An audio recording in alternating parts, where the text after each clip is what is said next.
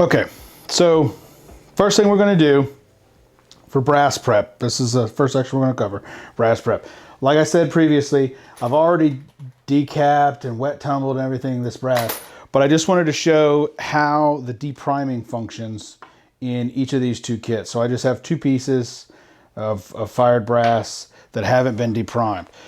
So in the Lee loader kit, what you do is you take out the decapping section, and then all you do is just, let's get this out of the way. I want to check.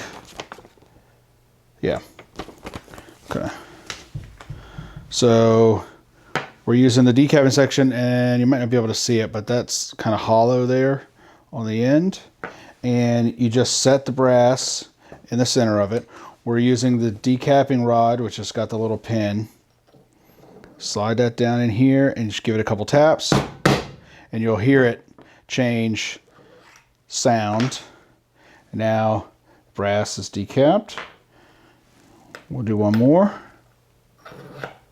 Pop it in there and just kind of hold it, and you can feel the difference when it pops out. So that's how you decap the brass, and then it just leaves a little mess on the table underneath. We'll put that back in the kit, and that's decapping for the actual Lee loader kit. So if you're going to use a Lee loader the whole time, you know, we would do all 20 rounds deprimed that way. But for this, since we're not using that, I've already done them, but that's how it would work typically. And then for the press, I'll show you in just a second. We'll sit these here, and I need to readjust the camera angle. All right. So on the press, what I did was I have a Lee universal decapping die. It's in the breech lock adapter. We just put that, typically put the breech lock adapter in there, and you'll screw the die in. You raise this up, you screw the die in until it touches the shell holder, and then you turn the lock ring and lock it in. So I've already done all that. For depriming, all you do is slide your brass in there. It'll come up, you'll feel it hit the primer, it pops out, and because I don't have the little thing, it fell down on the floor instead of into the side. So there's that guy deprimed.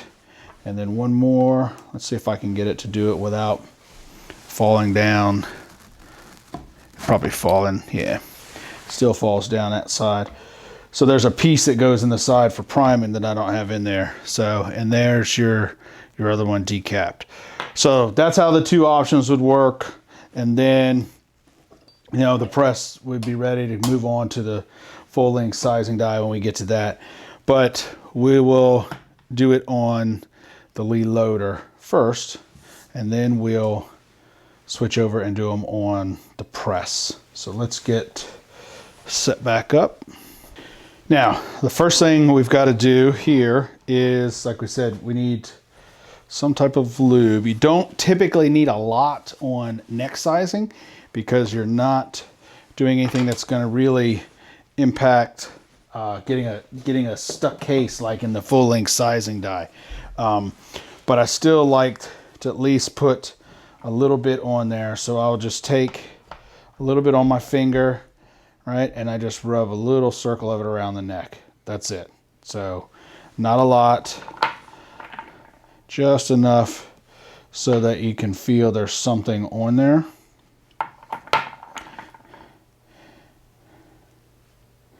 Because it should not need a whole lot on there. So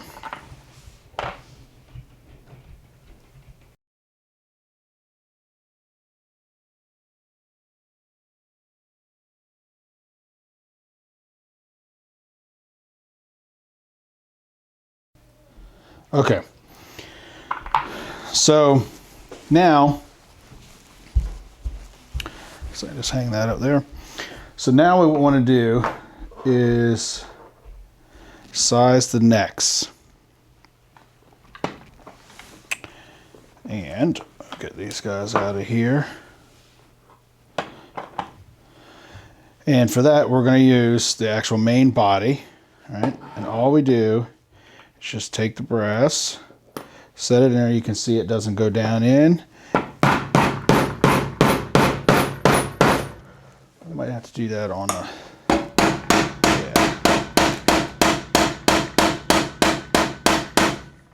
okay. We get that down flush. See, that's flush on there. And then to get it back out, we sit it on the decapping side. And let's see, we'll use this guy. Yep. You just tap it a little bit. Now, if you look at the instructions, there it goes. The actual instructions for this kit. Okay. Now we've got one neck resized. The instructions for this kit, once you when you put it in there and you neck size it, the instructions tell you to use the priming one. You set the primer on there. You would set this guy on it, right, with the case in there. And when you set it down on there and you tap with the priming rod, you tap it down, what you're doing is you're pushing the case down on here, and this is spring loaded. You might be able to see that. So what it does is it pushes down, and that piece that stays there is going to push the primer up into the bottom of the brass. So that's, if you're not doing hand priming, that's how you would do this step, is put it in there to resize it, and then when you put it out, you put your primer in here, set it in there, and you tap it back out, and that seats your primer. Like we said, I'm going to do the priming on the press, not, I mean, on my hand primer, not in this kit or on the press. So I'll do one more, and then I'll pause the camera so that I can get the rest of them.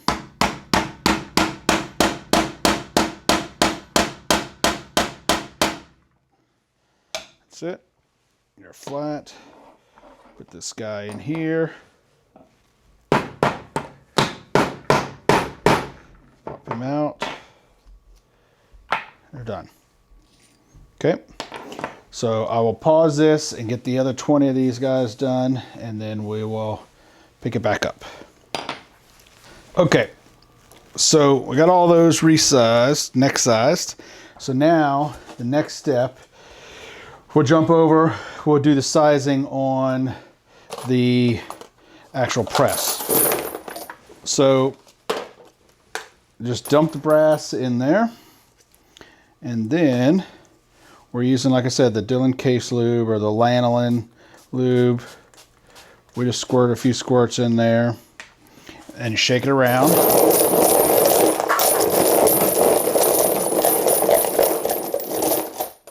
Okay, put a little more.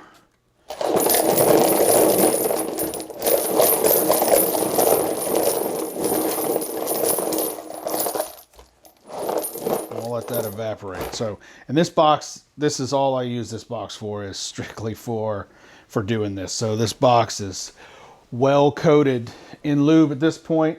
Okay, so we've got our shell holder in here, and then according to the Lee instruction booklet, let's see what it says. I can never remember how many turns to lower this thing. All right, so screw the full length sizer in until it touches the shell holder. All right, so we raise the shell holder. Screw the full length sizer. It touches the shell holder, and then lower the ram and screw the die a quarter to 1/3 turn more. Raise the ram and tighten the lot ring. Okay. All right, so we lower the ram. We're going to do about a quarter to 1/3 more. And then for this one, we don't have a lock ring. We have these little breech lock, spline lock, I think they're called. So you basically just tighten them down. It's the same thing as if you have a lock ring. And what it does, it'll let you then pull the die out. So now the die is set for the right height. You can actually take the thing out, stick it back in your holder, and then use them, you know, again for the next time you need to reload them. So we got this guy in all tight. We're good to go. Grab a piece of brass, put it on there, all the way down. Make sure it touches, and then back up. And that guy's good. Again, same thing.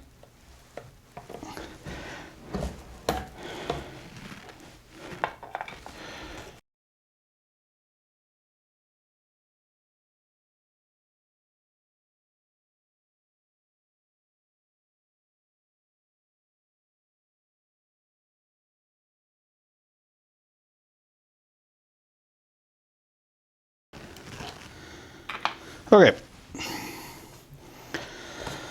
Full length sizing is done.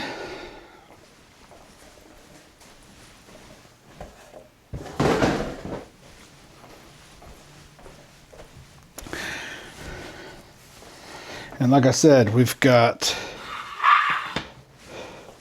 now with the spline lock, you just pop your die out and set it out there. And ready for the next one. Okay, so the next thing we've got to do is trimming all this brass. Now, generally, I like to just go ahead and clean it all off, get all the lube off. So I'm going to wipe all these down, and then I will be back for actual trimming, and then chamfer and deburr. That's the last of the brass prep. Okay. Got all the lube wiped off of these for the loaders and the press side. So now what we need to do is trim and then chamfer and deburr the case mounts. So I took a few of these, measured. I found some of the really long ones. So this is where the kind of verbiage is a little different. In the Lee documentation, it shows us with the little picture of the bullet there, it says maximum trim length 2.015, and in the Hornady book it says the max case length is 2.015 and the case trim length is 2.010. So it's usually about 10 thousandths is whatever the max case length is, trim it back somewhere around 10 thousandths of an inch. So it's just kind of the wording is a little bit different. So with the Lee loader, you just subtract the 10 and get 2.005. Just the way they kind of type it up. But so 2.005 is the length that we're shooting for. And right now, this case is sitting at 2.028. So we've got to go 23 thousandths down on the length. So I've got the case holder in the drill here. So all we're going to do is we just loosen this guy until we can get the case in there and then tighten it back down. So now we'll spin it. You want to make sure it's straight pretty much, and so that he spins even. Now, the case gauge, like I said, is predetermined for the length. I screw it in and just until it lightly touches the cutting blades down here. What you'll feel is when it starts to cut, so now that we've got a de-primed case, unlike what we had before, I can actually hit the mouth of the case and I'm not bottoming it out at the end. So what will happen is when I start to spin it, it will start trimming, and then I'm going to move my phone and all this stuff. It'll probably be a good deal not to get brass chips all over the place. Let me get yes. So a good idea for that is going to be to use a pan, a catch pan or something, so that you're not getting brass chips everywhere. I'll probably make a pretty good mess anyway, but so what'll happen now as we spin and we start to cut, you'll feel it cutting the brass, and then you'll feel when this thing bottoms out and the end of this little nipple down here bottoms out against the case gauge holder down here at the bottom. And that's how you know that you've gone as far as that thing is going to let you go. So we just spin it and slowly put it on there.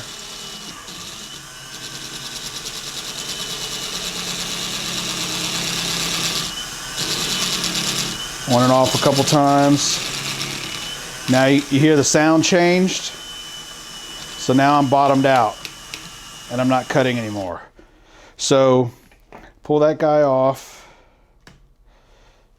loosen this till I can get the brass out.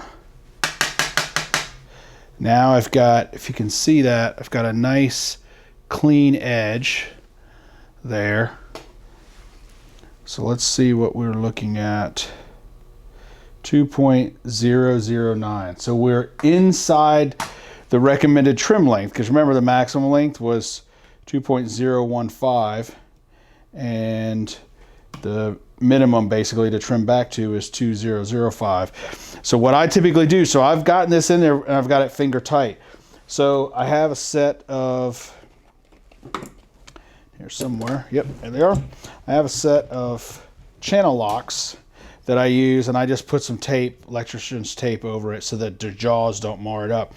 But it's probably hard to tell. On this case gauge, it's cut thinner on the front and thicker back here. So this bigger piece is what's going to match the caliber that your case gauge is for. So this is the 308 up here.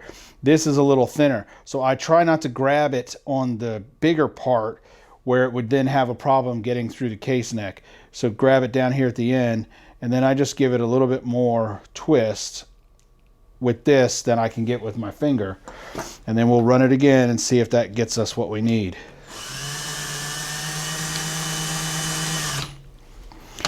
So we take that guy.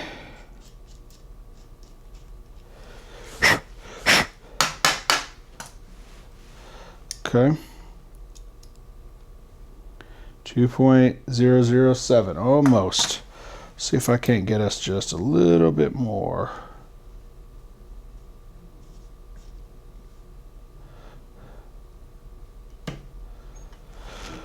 Just get a tiny bit more. Okay.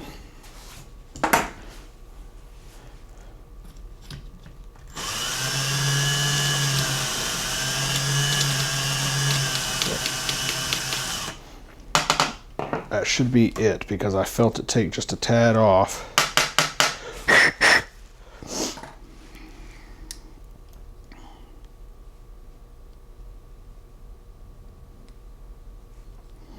We spin him on here. Let's see. 2.005 and a half. That's close enough. 2.006. So depending on how we spin it, 5.5 to 6. So that's more than adequate.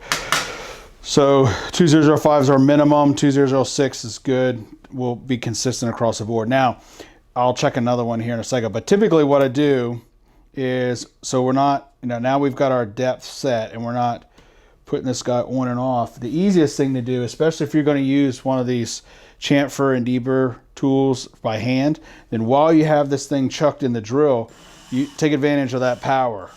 So you spin it a few times on the outer edge.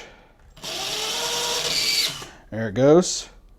Since we had a pretty heavy cut on this one, you'll hear the sound change. And then we do a little bit on the inside and check it. Yeah, looks like we got it pretty smooth there. A little bit more on the inside. There we go. So what that gives us now is a pretty good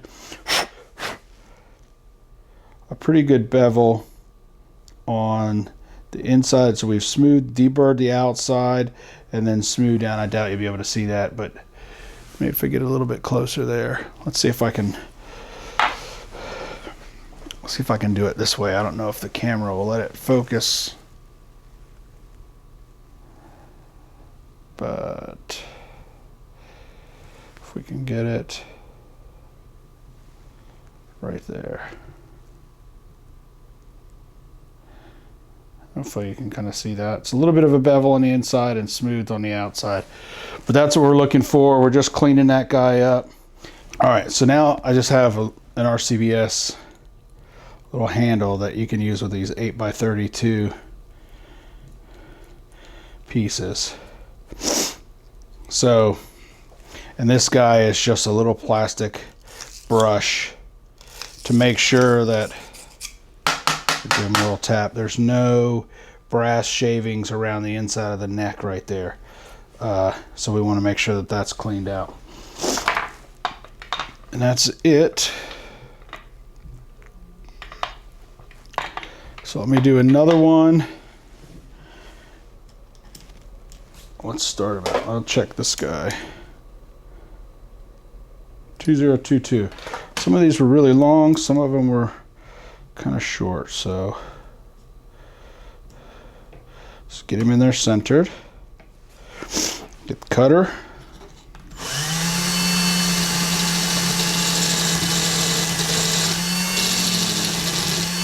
And you want to do this kind of slow and light pressure. If you put too much pressure, it's going to gouge and try to jump, and you can end up breaking the blade, screwing up the neck, screwing up the mouth of the case neck. So you just kind of bring it up to speed and then slowly let it ride down on there, and now you feel it bottom out where it's not cutting anymore. And then while I've got it on there, I'll do the deburr and the chamfer.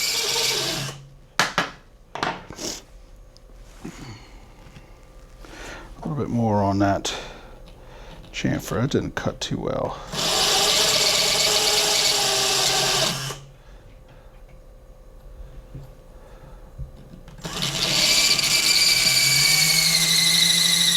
There we go. Smooth that down. And the inside. Okay. So just do that all at once while you're using the power of the drill. And then your brush to just clean out the inside, make sure there's no shavings in there, and then we're good. Let's see what else I got in here. I also have one of these little, Lyman makes one of these tools. I don't remember where I got this one, but this is the same kind of thing as the Lyman. It's just in a little case. So it's basically the same thing as this little piece, but it's a little bit easier to hold on to, in my opinion. So you can get these in a bunch of different types. Lyman makes one, and I've seen them for sale on Amazon and all over the place. So I'll show you that in just a second. Let me get another piece of brass in here. Put this guy on. Oops, see, when I pushed a little too hard, it started jumping around, and then this guy came loose. So that's what you got to watch for. Don't put too much pressure on the cutter. Just slowly let it do its thing.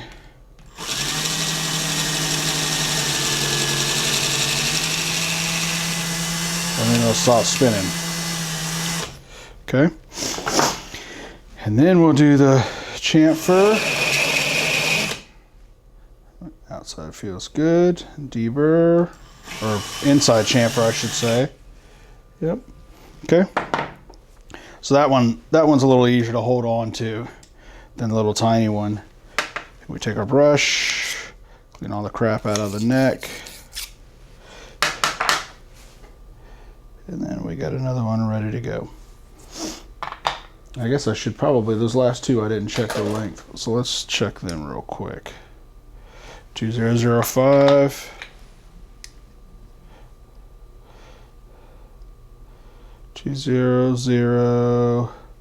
6.5. Okay, still in good.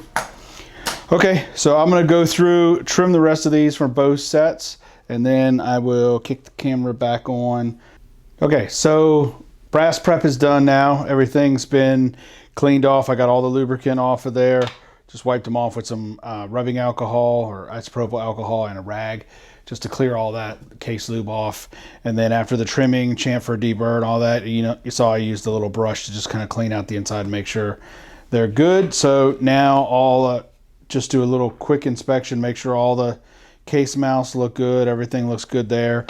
No little burrs or anything that I might have missed. So all that's ready. So the next step is going to be priming.